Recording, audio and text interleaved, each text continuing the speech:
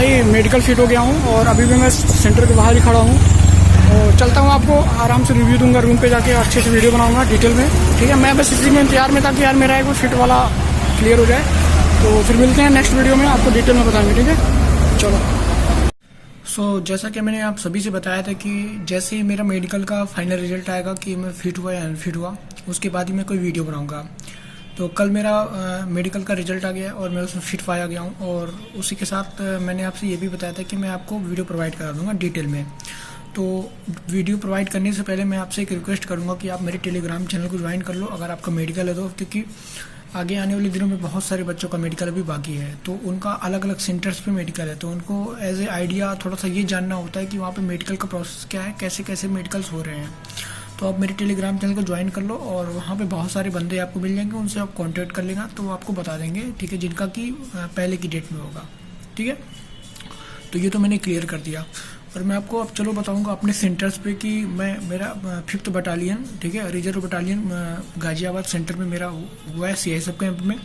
तो वहाँ पे मेरा मेडिकल हुआ है और मैं डिटेल्स में आपको बताऊंगा कि मेरा मेडिकल कैसे हुआ है, ठीक है, क्या क्या चीज़ें वहाँ पे मांगी गई है, कितने दिन मेडिकल में लग रहे हैं, और किन चीज़ों का आप ध्यान रखोगे तो आप के अंदर कोई डिफेक्शन भी होगा ना तो भी आप मेडिकल फिट हो जाओगे, ठीक है। तो उसी के बारे में डिटेल में बात करेंगे, ठीक है।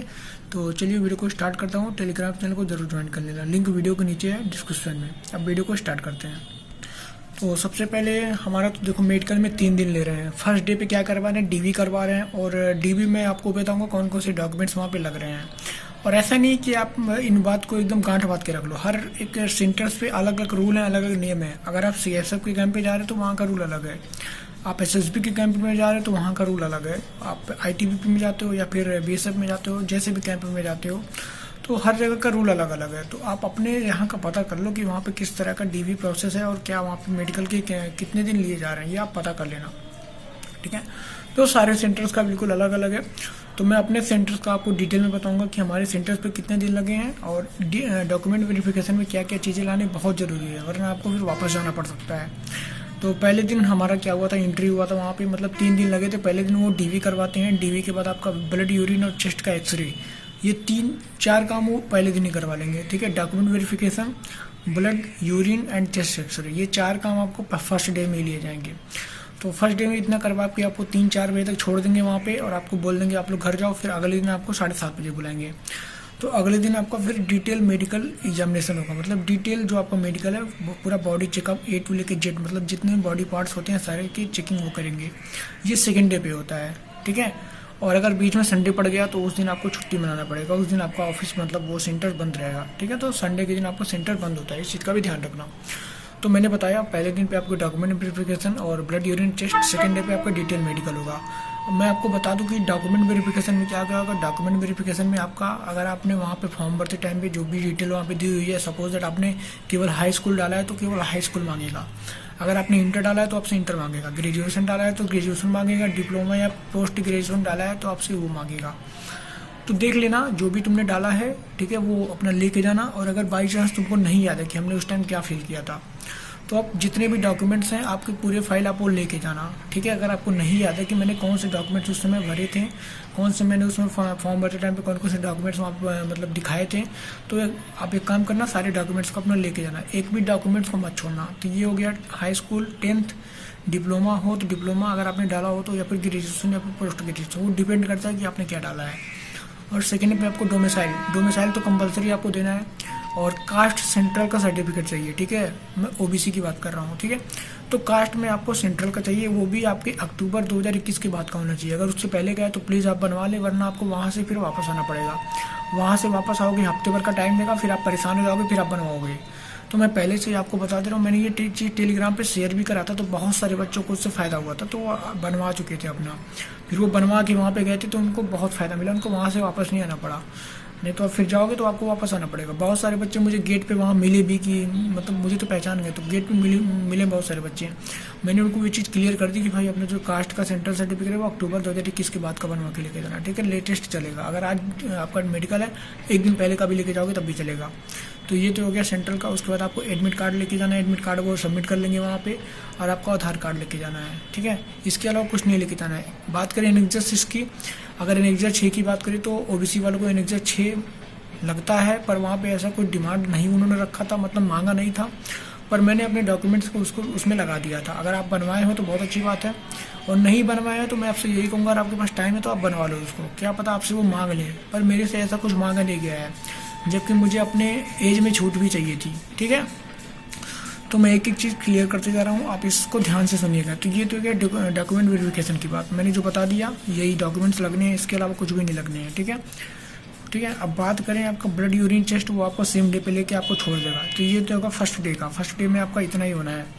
अब सेकेंड डे में आपके साथ क्या होगा, आपके डीवी होगा, मतलब डिटेल मेडिकल डीएमई होगा आपका। अगर संडे है तो संडे के दिन गैप रहेगा, मेरे में संडे पड़ा था, सैटरडे को मेरा हुआ था डीवी, और संडे को मेरा छुट्टी था, उसके बाद मेरा सोमवार को हुआ था। तो सोमवार को बुलाया गया, सुबह 7:30 बजे बुलाया गया था। ठीक है, तो मगर हम लोग की एंट्री हुई 8 बजे के बाद, एंट्री हुई 8 बजे के आसपास एंट्री हुई। तो फिर हम लोग अंदर गए, हम लोग की फाइल वहाँ पे रेडी रहती है, डॉक्टर के पास हम लोग की लिस्ट चली जाती है। आप वहाँ पे जाओगे, आपके सारे कपड़े वगैरह उतरवा देंगे, फिर आपको अंडरवियर में जाना है। वहाँ पे आपको चेस्ट, मतलब यहाँ पे आपके सीने पे नंबर 1, नंबर 2, नंबर 3 ऐसे डाल के आपको वो आगे भेजते जाएंगे। ठीक है, तो जस्ट आपको क्या करना है, आगे जाना है, लाइन से आगे जाना है।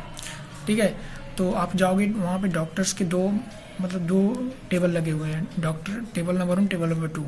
ठीक है, तो जो एक दिन में, मैं तो ये चीज़ बताना भूल गया, एक दिन में 60 बंदों को बुला रहे हैं। अब 60 बंदों में 30-30 का बैच बन रहा है। अगर कोई बंदा एब्सेंट है तो उसको एब्सेंट है, ठीक है, उसको हटा के बाकी बंदे को ले रहे हैं। तो 60 बंदों को एक दिन में बुला रहे हैं। अब मैं आपको बताऊँ, मेरे मतलब 30 का ग्रुप बना रहे हैं, दो बैच बना रहे हैं 30 का, और मेरे वाले बैच में 30 में से केवल 24 कैंडिडेट उपलब्ध थे, और सेकेंड वाले में 30 में से केवल 14 या 16 कैंडिडेट उपलब्ध थे। बाकी कोई डीबी में बाहर हो गया, किसी के पास कागज़ नहीं था, किसी के पास कुछ नहीं था। तो ऐसा प्रॉब्लम था वहाँ पे। अगर मैं टोटल मिला के देखूँ तो करीब 44 कैंडिडेट, ठीक है, 44 के आसपास कैंडिडेट टोटल बचे थे 60 में से, और जिसमें कि 34 कैंडिडेट फाइनली सिलेक्ट हुए थे और 10 को रीमेडिकल मिला था, और 16 कैंडिडेट जो बच रहे थे 60 में से, ठीक है, 60 में से 16 के 44, तो 44 में 34 फिट हो गए, 10 को रीमेडिकल मिला। बाकी जो 16 कैंडिडेट थे उनको कागज़ या किसी चीज़ में प्रॉब्लम्स की वजह से उनको दोबारा टाइम दिया गया था। तो ये था पूरा हाल। और आपको अगर मैं मेडिकल की बात करूँ तो मेडिकल में आपको हर चीज़ अच्छे से बारीकी से चेक की जाएगी। आँख हो गया, कान हो गया, नाक हो गया, दांत हो गया, और बिल्कुल नॉर्मली चेक कर रहा है CSF कैंप गाजियाबाद में। ठीक है, ये सब चीज़ें चेक करेगा, आपका नौकनी चेक करेगा, आपका फ्लैट फीट चेक करेगा, आपकी अंगुलियाँ इस तरह मूवमेंट करवाएगा, ऐसे करवाएगा। ठीक है, उठक बैठक करवाएगा 30-35 बार, और उसके बाद आपको जंप करवाएगा, मतलब सारी बॉडी की चेकअप करेगा, प्राइवेट पार्ट्स वगैरह चेक करेगा, अलग से ले आके इंडिविजुअल आपको अलग से ले जाके चेक करेगा। ठीक है, उसको आपको टेंशन नहीं लेना है, और बिल्कुल नॉर्मल चेक कर रहा है, कोई दिक्कत वाली बात नहीं है।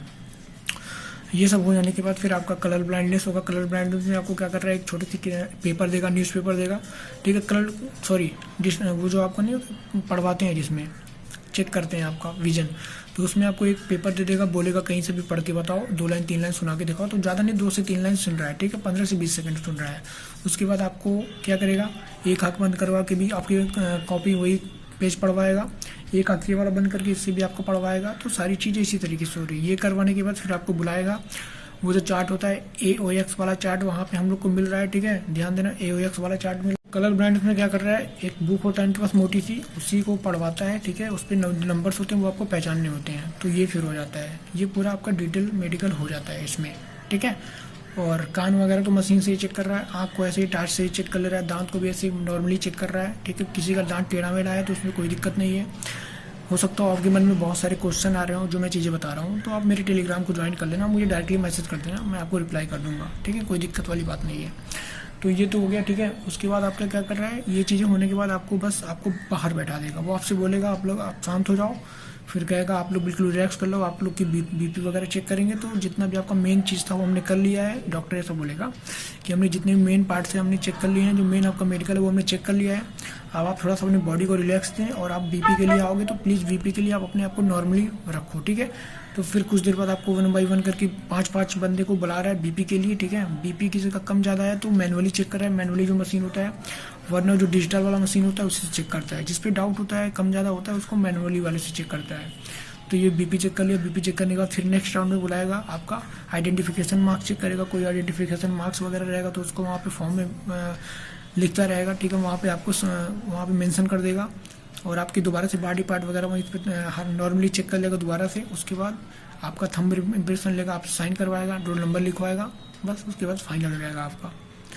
इतना करने के बाद आपको घर भेज देगा, फिर नेक्स्ट डे में आपको बुलाएगा आपको रिजल्ट सुनाने के लिए, ठीक है। बस यही हो रहा है, बाकी कुछ भी नहीं, बाकी टेंशन लेने की कोई ज़रूरत नहीं। अगर तुम्हारी बॉडी पूरी तरीके से फिट है, डॉक्टर भी आपको पूरे कोऑपरेट करेंगे। डॉक्टर भी नहीं चाहता है कि हम किसी को बाहर करें, जरा सा भी उसको थोड़ा बहुत डाउट होता है तभी वो पॉइंट बनाता है, थोड़ा बहुत होता है 19-20 तो वो छोड़ देता है।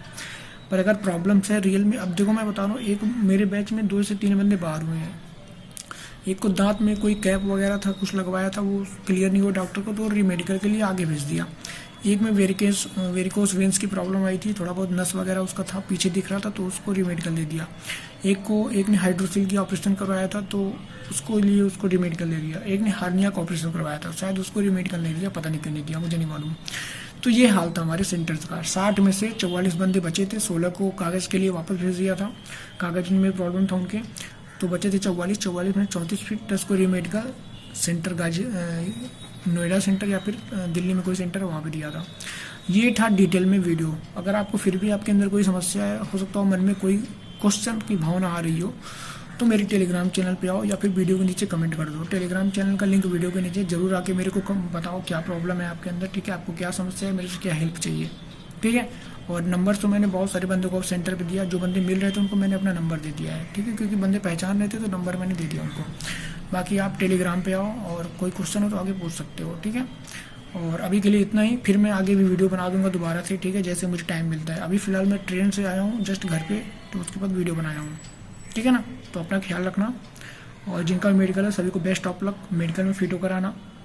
थोड़ा बहुत 19-20 का प्रॉब्लम है तो वो चल जाता है वहाँ पर, ठीक है। Thanks for watching and have a great day. Back पीछे से भी पढ़वा सकता है और वो आगे से भी पढ़वा सकता है। नीचे की 2-3 लाइन आपसे पढ़वाएगा, ऊपर वाले नहीं, नीचे की 2-3 लाइन आपसे पढ़वाएगा, और पहले ऐसे करके पढ़वाएगा और फिर ऐसे करके पढ़वाएगा, ठीक है। इस 2 तरीके से आपको वो पढ़वाएगा।